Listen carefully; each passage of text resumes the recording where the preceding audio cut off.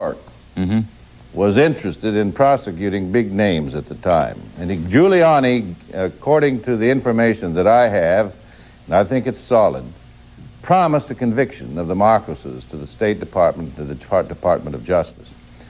But more than that, there was evidence in the case that the Philippine government under Aquino wanted to gather up all of this evidence or gather up all of this property that they believed belonged to the Philippine government and that Marcos had.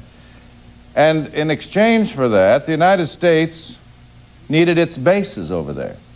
And they entered into what was called the Mutual Legal Assistance Agreement, which was an agreement between these two governments to prosecute the Marcoses.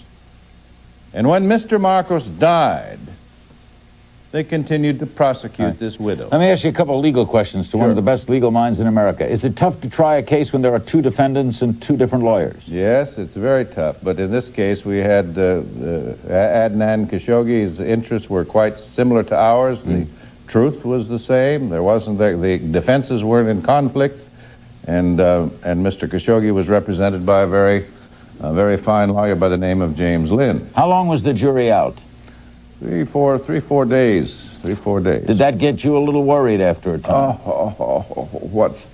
What pain lawyers go through. You know, every time I wait for a jury, I say to myself, you know, Lord, just let me get through this one and I'll never take another case.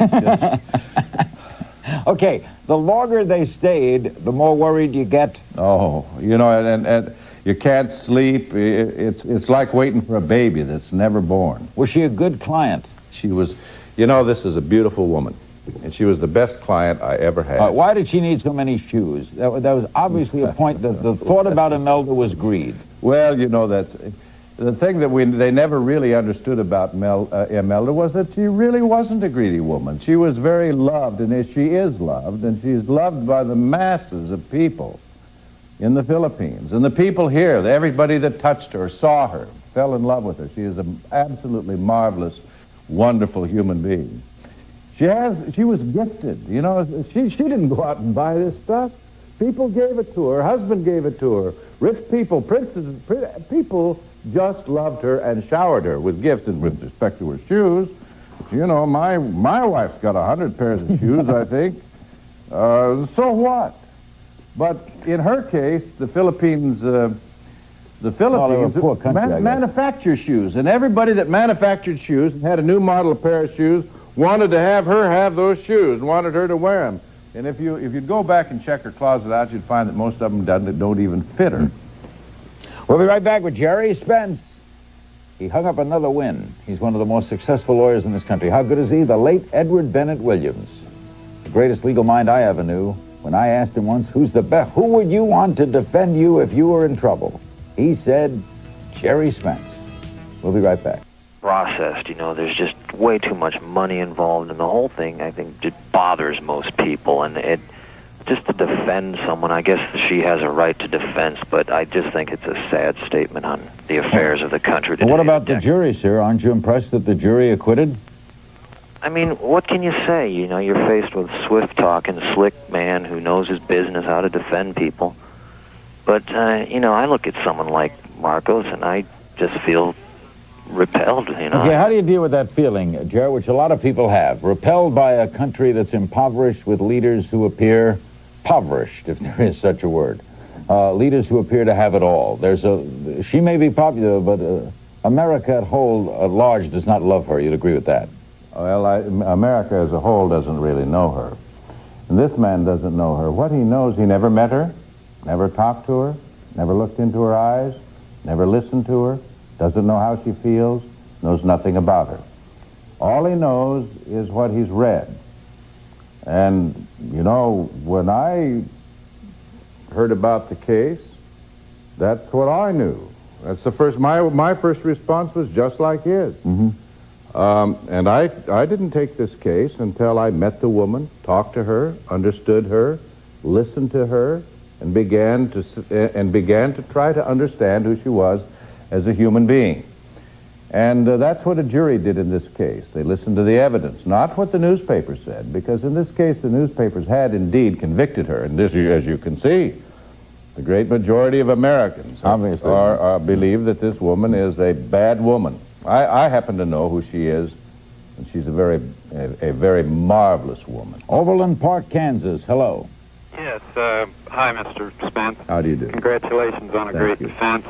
And as far as the other caller, you know, if you have to break the law to enforce it, you know, there's something wrong with our government process. But my question was, if you could elaborate a little more on the Bush-CIA connection to the Marcoses that you mentioned in your opening arguments. Be happy to. Can you do that quickly? I got to get a break, but it is important. There isn't any question but what Vice President Bush at the time, the Reagan administration, knew exactly what was going on, and he was the head of the CIA. You'll recall. Knew what was going on. Knew what was going on in the Marcos administration and regime. The largest single base of CIA's is in the Philippines. There wasn't anything that the Marcoses did that the CIA didn't know about. And you know, I found out as I went into this case and listened to the evidence that there wasn't really any evidence that Mr. Marcos was a crook. There wasn't any evidence that he violated any of the laws. The government brought over here witness after witness, 95 witnesses, and showered this court with 300,000 documents. And they had the PCGG, who could do whatever they wanted to with witnesses. You're saying the Philippines no evidence of any violation of the laws by Mr. Marcos himself. You're saying the Philippines was like a CIA-based? CIA. There were more. I'm told there are more CIA people in the Philippines than there were at that time than any other place in the world. We'll be back with our remaining moments with Gerry Spence, who hung up another win, successfully defending in Melbourne. Vindication for her, and the way Mr. Spence defended the administration of President Marcos, a vindication for him also.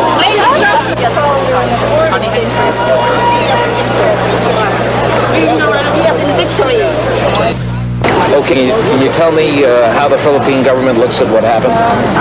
I'm sure that the Philippine government shares with the Filipino people the disappointment over the verdict, but the jury has made its decision and we will abide by that decision. Mrs. Marcos might have won the battle, but we have won the war, because it's through this trial that the world now knows exactly what the Marcos regime was all about. It was unbridled corruption and total abuse of power.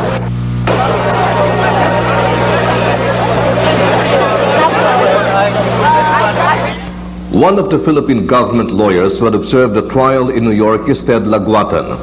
Attorney Laguatan analyzed the significance of the jury decision and its implications to let us return to the Philippines. First of all, this is a jury system here. I think that the prosecution presented a very, very good case.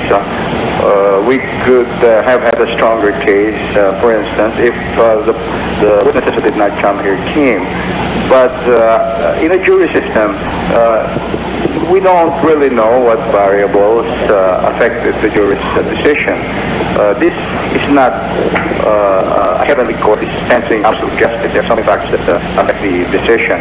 But as to how we will continue with our other civil cases, we will gather all of the evidences that were introduced into this trial, which we had been waiting for because we couldn't use them before proceeding with the civil cases. In other words, we can utilize some of the evidence, is what I'm saying, in this criminal trial, in our civil cases. Would you be aware of just exactly what the American government position would be insofar as allowing Mrs. Marcos, now that she is acquitted, to leave the United States and to travel, not necessarily to the Philippines, but to other parts of the world? Is this a probability with the help of the U.S. government? This would be a policy decision, but given the danger of Mrs. Marcos returning to the Philippines because of the fact that she and her family still possesses a tremendous amount of resources which she can cost to stabilize the country. It is to the mutual interest of the United States and the Philippines, for reasons of national security in the Philippines and for reasons of political stability, to keep her from going there.